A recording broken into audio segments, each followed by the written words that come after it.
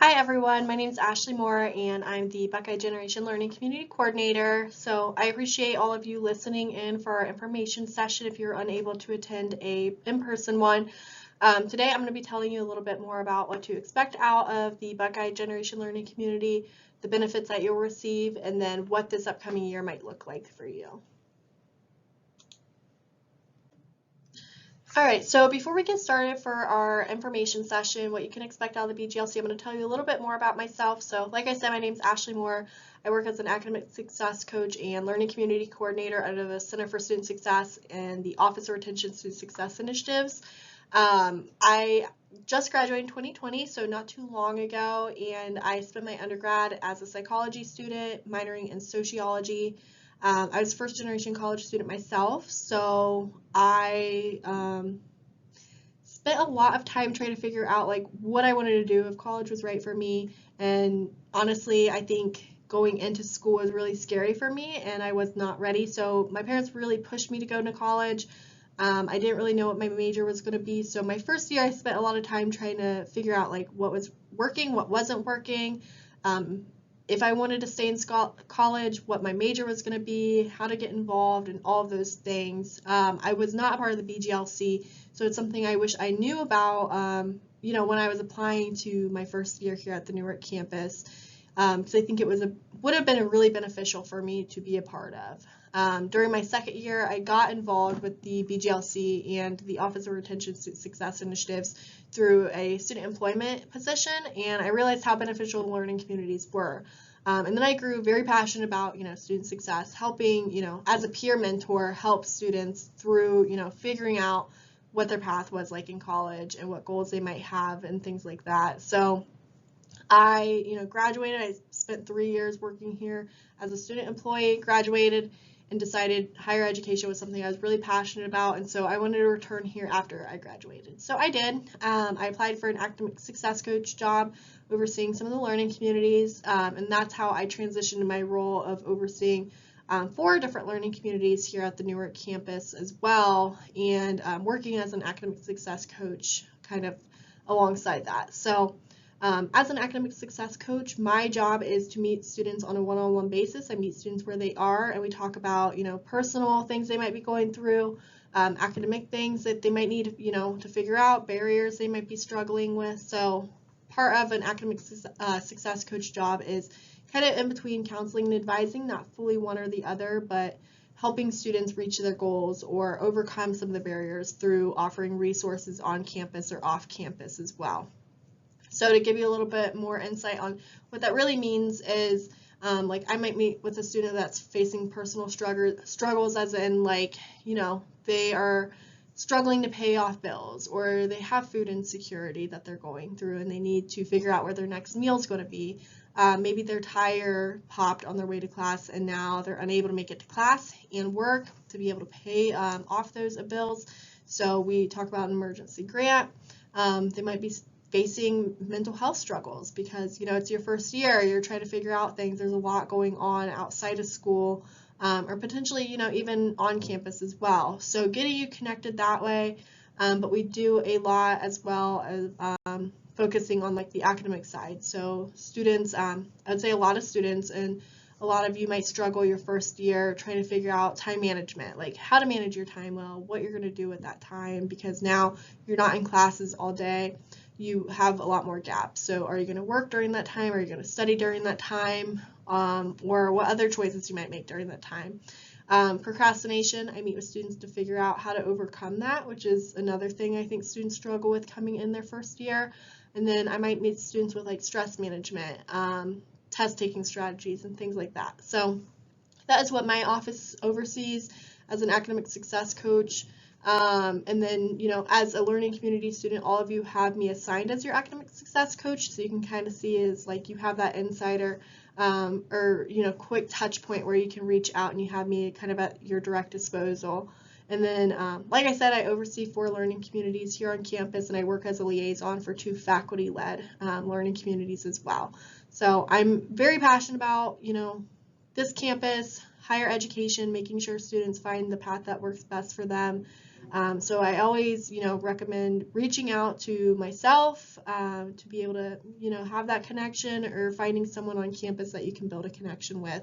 You can reach me. My door is always open. I'm going to say this a few times throughout this, but reach me at more.35401@osu.edu, or you can swing by my office in the Warner Center. My office is upstairs, N239, and then my phone number is there, but my preferred method of contact is by email. Okay, so we're going to get into learning communities and what it means to be in a learning community. So if you were all here in person, I would probably ask the room, what is a learning community? You all applied to be in a learning community. You applied for the Buckeye Generation Learning Community based off your first generation college student status. So what does that mean? Think about, like, in your head, why did you apply? Were you hoping to get community? Were you hoping to make friends? Were you hoping to get support for being first gen? There's a lot of reasons to join a learning community, but there's also a lot based off of, like, what we consider a learning community, what are the factors of what make up a learning community, and things like that too. So on our next slide, I'm going to go ahead and tell you more of, like, the definition and what we consider a learning community here at the Newark campus. So a learning community is a group of students that are going to share some sort of common ground as far as their background, interest, or major. So being in the Buckeye Generation Learning Community, you were accepted because you are the first student within your family to receive a bachelor's degree or go to school for a bachelor's degree. Students within learning communities are meeting on a regular basis. They're collaborating in their courses, so, hence taking similar classes together, attending events together, potentially even living in the dorms on campus together. But that is kind of what makes up a learning community within Ohio State, and then specifically on the Newark campus. So for the BGLC, we are focusing on trying to enhance that first year experience for you as a first gen student. I mentioned I was not in the BGLC myself, so my personal experience was coming in, there was a lot of things that, like, processes, applying for scholarships, filling out FAFSA that I wasn't really sure of. I had really supportive parents that backed me up completely and wanted me to do the best, but when it came to certain things like that, they weren't always able to help me. So having that experience with having peers that are going through the same things, or working with staff and faculty that might know a little more information on that, is helpful because it helps kind of have that safety net when you're in your first year. A little more information is focusing on that we have a large first generation population coming in every year. So about 35% of our students are first year, first generation college students, and then even a smaller percentage of that is within our BGLC. So being in the BGLC, we do have expectations for students. One, making sure you register and attend the BGLC courses in the fall and spring semester. And then not only just attending, but showing up and engaging academically in those courses. So what that means is engaging with your peers in the course, talking to your faculty member, and then, making sure you're at the class and participating. And then consent to share information between campus professionals. So what this means is, as your academic success coach, I want you to do well. So if you come to meet with me, whether it be, on a personal or academic basis, I can get you whatever resources I need on or off campus to support you and have those communications with individuals that will be able to help you overcome those barriers, or, reach the goals that you have that you've set for yourself. And then aside from that, I meet, on a one-on-one basis with each of the faculty members for the learning communities, and I talk about, how are the students doing in your class? Are there any students that might be missing or that need extra support? Or, how are grades looking? Do they seem like they're, feeling like they are a part of a community, or do they feel like they might be, disengaged, and things like that? So having these conversations with your faculty, with your academic peer coaches, allows us to gauge, like, where are areas we might need to be able to support you to help you achieve, the goals that you set at the beginning of the semester for yourself. And then attend BGLC and all learning community events outside of class. So I'll talk more about, like, event requirements, but we host events every month for students to attend, either specifically for the Buckeye Generation Learning Community, or, like I said, I oversee 4 learning communities and work as liaison for 2. We have all learning community events where everyone's invited to come together once a month. So attending at least 2 of those events per semester as well. And then take advantage of study tables. So I'll mention more about what that means in a moment. I think it's in the next few slides. And then connect with your academic peer coach, so someone that has been assigned to you as a peer to be able to mentor you your first year, and then engage with me as your academic success coach. So what do you get out of the learning community? Aside from having that community, we're going to talk more about benefits on the next slide until kind of the end of the presentation. So one of the first benefits I'm going to talk about is our learning community events. I mentioned it's a requirement that you attend 2 events per semester, but there is reasoning behind that. You might wonder, like, what is the point of attending events, especially if I have to work or I have to study, or maybe I have classes that I'm trying to juggle everything around outside of school. But we know, based on research, that students that are engaged in extracurricular activities, so involved in clubs, attending events, or things aside from just, going and coming from class, do better academically and have higher GPAs and higher success rates. So we require you to attend those events in hopes that you are able to have, build connections and network and, gain friends that are going to be friends potentially after college, or potentially even connect with one of your faculty members or someone from my office that could you use as a reference later on when you're applying for your first job out of college. So we have a lot of purpose for our learning community events. We don't, a lot of our events are based off of like what your interests are, what, first gen students might need for, attending something, maybe a FAFSA workshop. But we also have a lot of events that are fun for students to attend to. We host events quite often. So like I said, they're every month. Your job is just to attend one social and one cultural event per month. And we specify what they are. You don't always have to attend just learning community events. We will accept you to attend other events on campus here at Newark, or even if you plan on going to Columbus, you can attend one of those events as well and receive credit. So our focus is just making sure you're engaging with your peers and within the campus outside of just attending classes. So here's a few photos from our events. I'll explain a few of them, but the top left one is from our pumpkin painting event that we had this past fall. It was based off RSVP, so students that showed up received a pumpkin. They were able to paint it, decorate it how they wanted, and then we had a competition at the end. Other students that showed up, they had a bunch of other activities going on, but it was a nice kind of chill event where students were able to relax, take their mind off schoolwork, and just be able to connect with their friends, and then, kind of get ready for the end of the semester. And then on the top right, this is from our service learning activity. So we will do a service learning project in our arts and science course together. And this year, the BGLC decided to go to Hope Farm Granville, which is a nonprofit focused on equine facilitated riding for individuals that have developmental disabilities. So our students chose to go there. We were able to learn more about the farm, what they do, the individuals that they impact through their lessons, and students were able to groom animals, set up lessons for the individuals coming in for therapy, and then, a lot of them were able to see what a farm looks like and meet new animals. A lot of them hadn't seen a donkey before, so it was funny seeing, them react to the donkey and then engage with the other animals as well. And then here's just a few more photos, more of Hope Farm, and then we have the Cleveland Art Museum, which is an experiential learning trip that BGLC gets to go on in the fall semester through their History of Art course that they take with Dr. Bob Calhoun. But we rent a bus and we take it up to Cleveland for the day. Lunch is provided, and then we return that afternoon after we tour the museum. It's a lot of fun. If you get the opportunity to go this upcoming fall, definitely take it. But yeah, a lot of our events are either, fun, they're educational, they relate to the first gen experience, but definitely recommend taking advantage of them to get, engage with your peers, engage with your faculty, and then staff as well.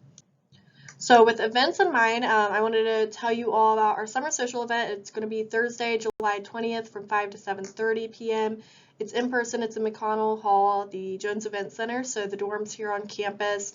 And food and games will be provided. We always have a lot of activities, but faculty, staff will be joining us, and then other peers from other learning communities, including the BGLC, will be there as well. So it is not a required event. This event does not count towards a social or cultural event for your first semester, so please keep that in mind. But this is sort of like that meet and greet for you to get to know people, meet your peers, staff, and faculty before the semester begins, when things start getting a little crazy and you start trying to figure out, where your classes are and things like that. So I hope to see you all there. You'll find this flyer on our website, but also you should have received an email from me with the flyer as well and the RSVP. So please make sure you RSVP if you do plan on being there. If you're not sure you're going to be there, but you'd like to be there and you plan on being there, if you can, definitely RSVP as well. You don't need to RSVP if you're not able to attend. So I mentioned study tables as one of the benefits that we talked about earlier.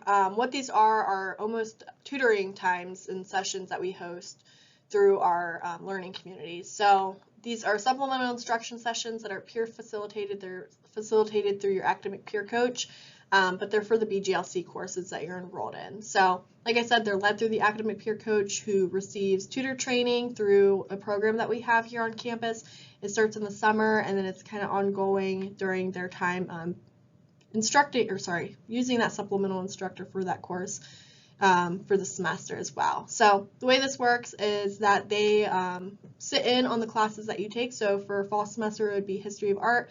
We'd have an academic peer coach sit in on class with you, see the material you're learning, hear the conversations that are going on based on the material, and then they meet with that faculty member after class once a week to talk about, what students are struggling with, what material that they should go over during the study table session, and then they plan an activity or some form of discussion during that study table time. So study tables will take place once a week. It is a time for you to connect with your peers and a peer coach to go over what you talked about in class, potentially talk about notes, figuring out, what's on the final paper and things like that, and kind of getting that insider knowledge like a tutoring session. And then the faculty sometimes will incentivize it, so you might get extra credit for attending these sessions as well. And one thing I will say is take advantage of these sessions. It says that they're free, but like I said, everything here at the Newark campus that you're receiving, including tutoring through our Center for Student Success, are programs that you've already paid for your tuition. So make sure you're taking advantage of it. I know from experience of seeing students over the past few years, those that are attending study tables or going to tutoring sessions or taking advantage of campus resources are the students that not always necessarily need that support, but they know it's going to make their academics stronger. So I like to say be proactive versus reactive.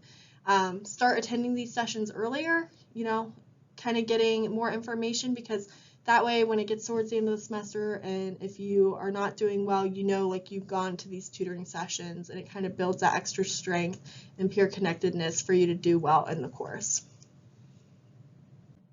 And one thing I would say everyone's probably really excited about is our academic scholarship that you receive both semesters being in the learning community. So it's $500 for the first year. The way this works is you get $250 per semester that are supposed to be used on academic supplies.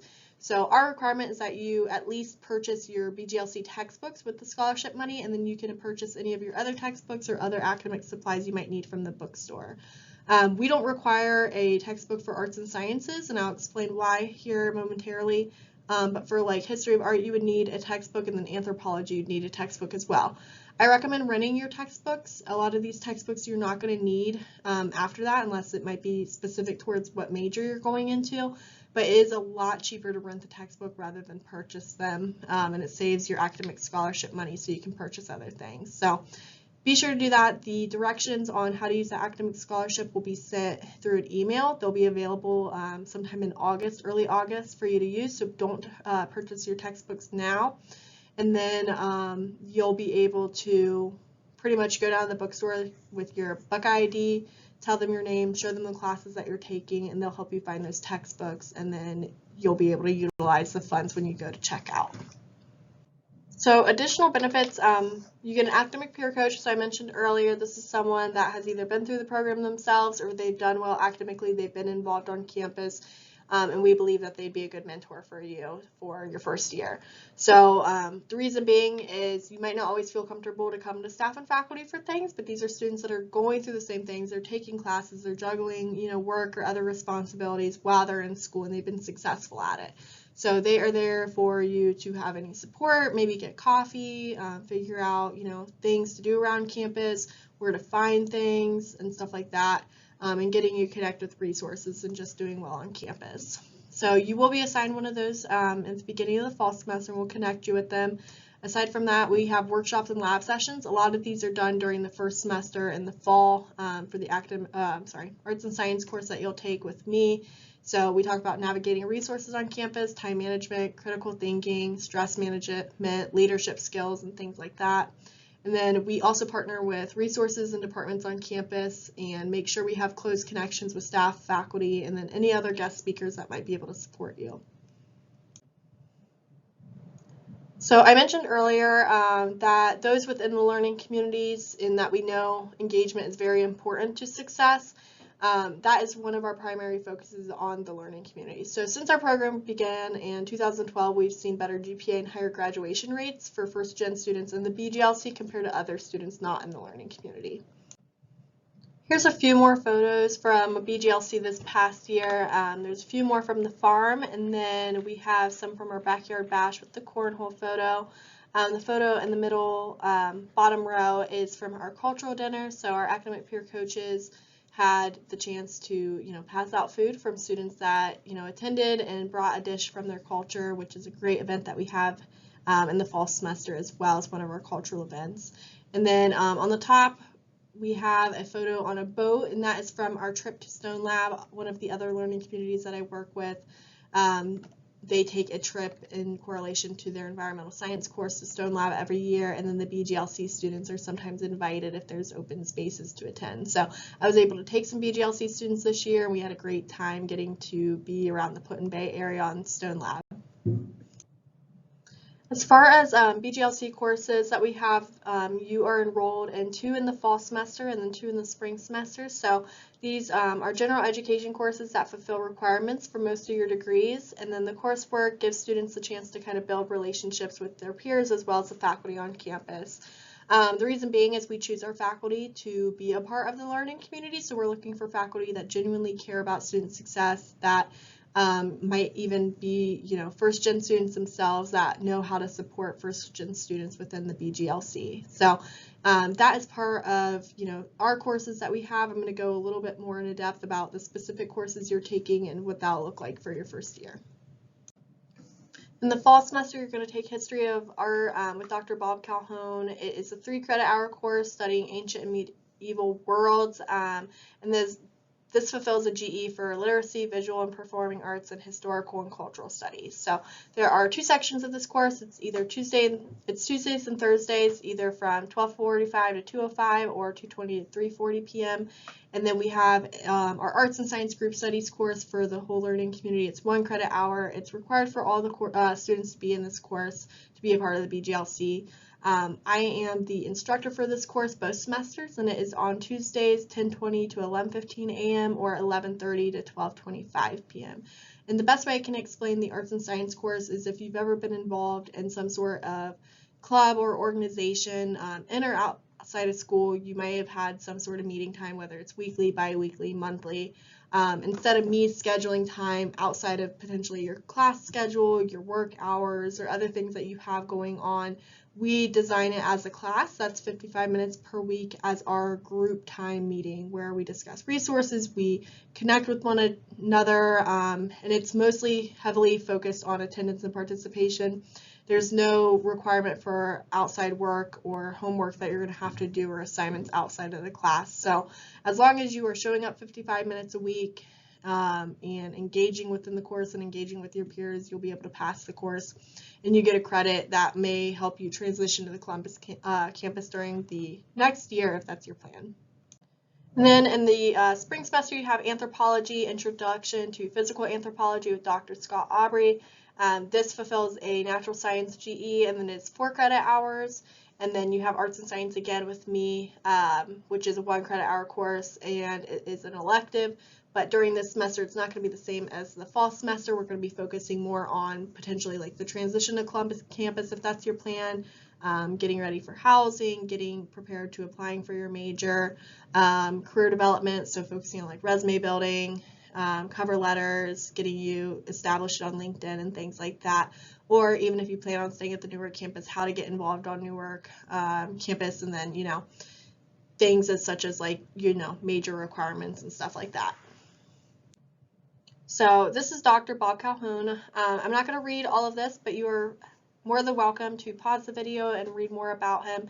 He also has his bio listed on our website as well, so feel free to look at that, but you will have him for History of Art during your fall semester. And then this is Dr. Aubrey, who will instruct anthropology in the spring semester as well. So same thing, feel free to pause and read more about Dr. Aubrey, or you can also find his bio listed on our website as well. So after talking a little bit more about the courses and instructors that you'll have this upcoming year, I do want to mention just a word of advice. Make sure you connect with all your faculty and staff, not just the BGLC faculty and staff, but it's important for you to establish that connection. My advice would be, the first week of school, once you know who all your instructors are, send them an email, stop by their office hours, introduce yourself, tell them what you're looking forward to. You could talk to them about maybe some struggles you have, whether that's connecting or time management or understanding like certain materials and things like that. Or just, ask them about themselves. This establishes rapport, so, when you might miss a class because you're sick, or maybe you submit a paper late or something along those lines, that instructor is going to know you cared about the course because of that initial connection that you made, and they're, going to reach out to you, they're going to check in on you and things like that. So instructors really do want you to attend those office hours. Do it. That is one of my biggest pieces of advice to you as a student. I think a lot of students that I've met that have taken that advice have definitely, it's worked out in their favor.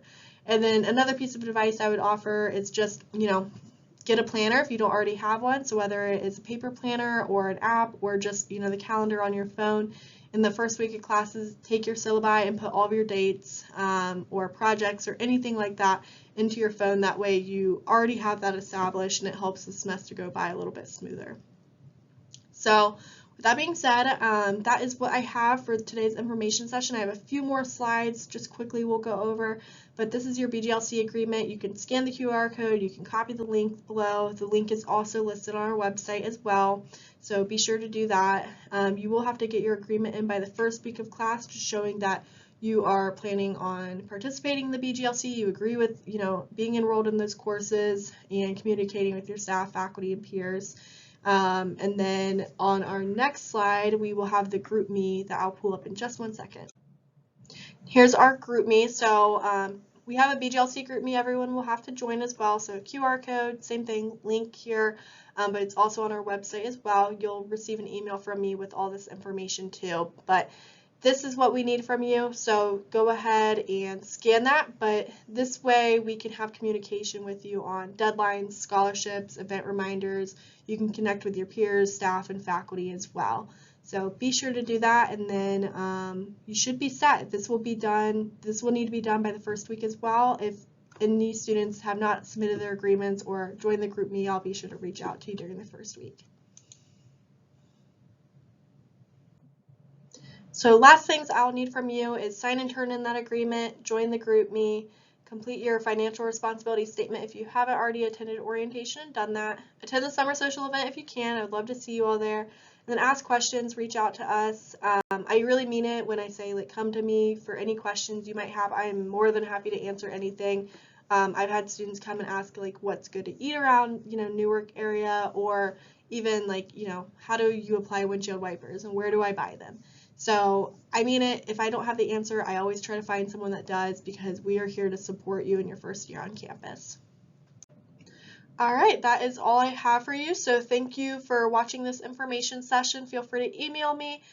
Make sure you do the @osu.edu, not at buckeyemail.osu.edu, because that is my student account and I will not receive it immediately. You can also call me, but I'm not always in my office, so my preferred method is email. Once you join the group me, you can also message me directly on there as well. So I appreciate it. I look forward to this upcoming year with all of you, and hopefully I'll see you at the summer social. But have a nice day.